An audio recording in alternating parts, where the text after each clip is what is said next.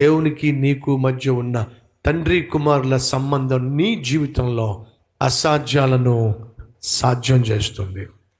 నేను దేవుణ్ణి నమ్ముతున్నాను అంటే కుదరదు. నువ్వు నిజంగా నమ్మినట్లయితే అసాధ్యాలను ఏం చేస్తావు? సాధ్యం చేస్తావు. ఈరోజు మనలో చాలామంది జీవితాలు అసాధ్యాలుగా ఉండిపోయినాయి. మీ అందరికీ తెలిసిన ఒక అసాధ్యం మన జీవితాల్లో సాధ్యమైంది. ఏంటో చెప్పండి. అక్టోబర్ నెలలో నేను ప్రార్థన చేస్తూ ఉంటే దేవుడు నాతో మాట్లాడాడు. నువ్వు నమ్మినట్లయితే ప్రపంచంలోనే ఒకనొక అతిపెద్ద మందిరాన్ని 52 రోజుల్లో కడతాను, నువ్వు నమ్ముతావా అని అడిగితే అప్పటిదాకా నేను చిన్న గుడిసె కూడా కట్టలా. ఇంత పెద్ద మందిరం ఏ విధంగా కట్టబడుతుంది నమ్ముతాను చెప్పండి. నెహెమియా జీవితాన్ని ధ్యానిస్తూ 52 రోజుల్లో నెహెమియా కూలిపోయిన యెరూషలేము గోడలు ఎలా నిర్మించాడో మనం అందరం ధ్యానించాం. అలా ధ్యానిస్తున్నప్పుడు దేవుడు నాతో మాట్లాడాడు.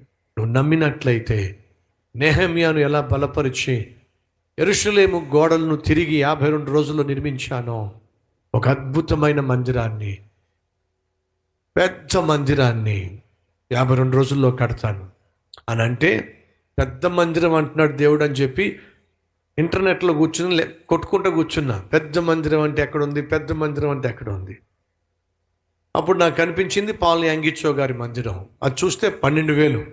ఆ తర్వాత నాకు కనిపించింది అమెరికాలో జోయల్ ఆస్టిన్ గారి మందిరం. అదేమో 16,800 మంది. ఇప్పుడు పెద్ద మందిరం అంటే 10,000 కాదు, 6,000 కాదు, 15,000 కాదు, ఖచ్చితంగా ఎంత ఉండాలి చెప్పండి? 16,000 కంటే ఎక్కువ కావాలి. అప్పుడు ఆలోచన చేసి, సరే పెద్ద మందిరం అంటే 18,000, ఎందుకంటే 16,000 కన్నా ఎక్కువ కాబట్టి 18,000 అని చెప్పి ఒక నిర్ణయానికి వచ్చాను. 18,000 మంది పట్టే ఇప్పుడు మీరు కూర్చున్నటువంటి మందిరం 52 రోజుల్లో సాధ్యమంటారా? అసాధ్యం. కానీ నవంబర్ 11వ తారీఖున నేను ఎక్కడ నిలబడ్డానో మీకు తెలుసా? ఎగ్జాక్ట్గా నవంబర్ 11వ తారీఖున పునాది వేసినటువంటి స్థలం పైన నేను నిలబడి ఈరోజు వాక్యం చెప్తున్నాను. మీ అందరికీ అనౌన్స్ చేశాను. దేవుడు నాకు చెప్పాడు 52 రోజుల్లో అతిపెద్ద మందిరాన్ని నిర్మిస్తానని చెప్పి. నేను విశ్వసిస్తున్నాను, నమ్ముతున్నాను. మీరు నమ్ముతున్నారా? అందరూ చేయి చూపించారు. మీరు నమ్ముతున్నట్లయితే రండి, చెయ్యి కలపండి. ప్రపంచంలో ఇప్పటి వరకు ఎప్పుడు ఎక్కడ జరిగిన ఒక అసాధ్యాన్ని దేవుడు మన మధ్య సాధ్యపరచబోతున్నాడు. అలా నమ్మడం ఎలా సాధ్యమైంది? ఆయన నా తండ్రి కాబట్టి అది సాధ్యమైంది. అది కట్టబడిందా లేదా?